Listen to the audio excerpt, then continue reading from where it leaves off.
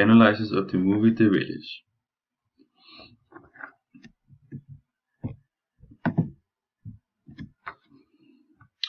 The movie takes place in an isolated village in the forest.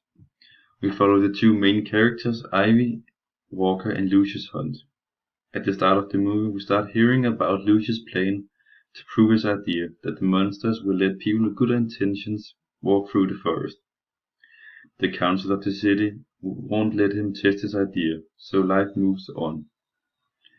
A bit later in the movie, we find out that Ivy and Lucius fancy each other, and they get married. The town lunatic Noah gets jealous and he stabs Lucius. The council lets Ivy walk through the forest to fetch medicine for Lucius, and she gets told the town secret, which is our first plot twist. The council is faking the monsters, so that the people of the village won't leave. They do this because of the sad backstories from the outside world, which is that they have all witnessed murder or death in their families. Ivy gets to walk through the forest, which is terrifying for her since she is blind. And on her way, she meets one of the monsters. This monster is Noah, who found a monster costume and went to the forest. She gets through and discovers that they live in a sanctuary.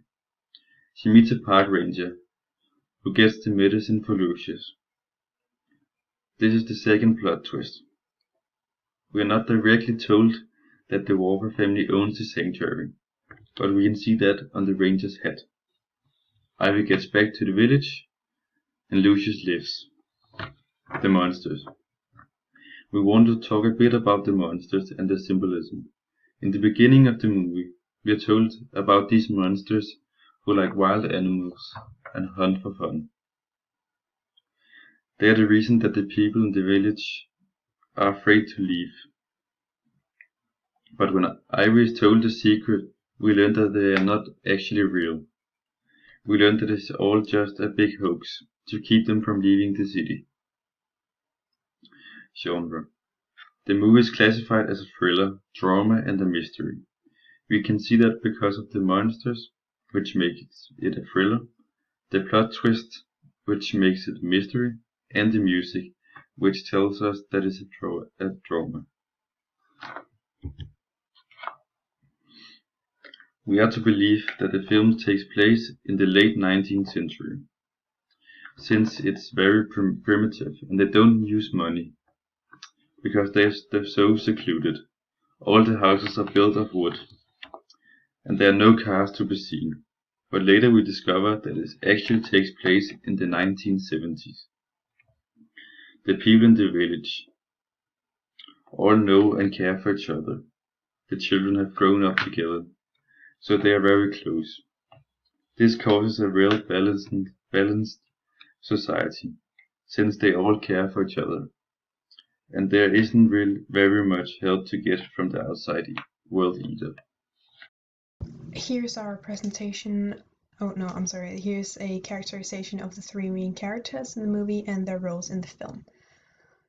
And they come on the next slides. I'm sorry. First, we have Ivy Walker. We can start on her external. We can see that she's a young red-haired blind woman. Well, we can't exactly see that she's blind, but she walks with a cane, and well, yeah, we see in the movie that she's blind. Her dad is head of the city council. She doesn't let her blindness hold her back, like she runs around like nothing's wrong. She's very in love with Lucius, and we can see that on her face, like, and her behavior when she's around him. And she almost always wears her token blue dress, like in the picture I have here. We can see her blue dress, and the only exceptions are like at her sister's wedding, I think. Yeah. And a little note on the actress is that she's very good at displaying emotions. Like you know what she's feeling. Yeah. And a little on her internal characterization. Yeah. She's very brave. She goes through the forest all alone, even with a serious disability like her blindness. She's stubborn. We see her insist that Lucius should come inside, even though she puts herself in danger because of it. We see that early on in the movie. And she's clever and trustworthy. She knows not to tell the secret to anyone in the village, and at last she's a fun and cheerful person. Then we have Lucius Hunt. On his external, we can see that he's a mysterious man who rarely speaks. He has brown hair and blue eyes, and he always looks like he's worrying about something. He wears muted and brown colors all the time, which could indicate that he's a grounded person. Or it's maybe just because of the time period. What do we know? And on his internal, he seems a bit insecure. At least we think so. He's brave and he's willing to risk his life to prove his theory. Yeah. And he is determined. He really wants to pass through the forest even when he's not allowed to. And he's caring and helpful. He spends time with Noah even though he's an outcast. Yes. Then we have Noah Percy. We aren't really sure whether we should choose him. Well, I make no sense. We weren't really sure if we should choose Noah Percy or Ivy's dad. I'm sorry about the noise. I am sorry about the noise. Yeah. Yeah, or we should choose Ivy's dad. But we went with Noah. On his outside, we can see that he has shaggy long brown hair and he wears muted tones like Lucius, which is probably because of the time period.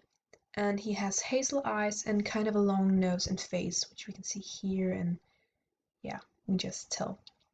And a bit on his internal is that he's thoughtful, he's very kind, and he's pure and innocent.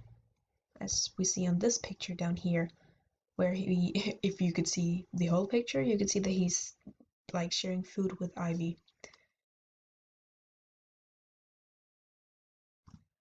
Yes.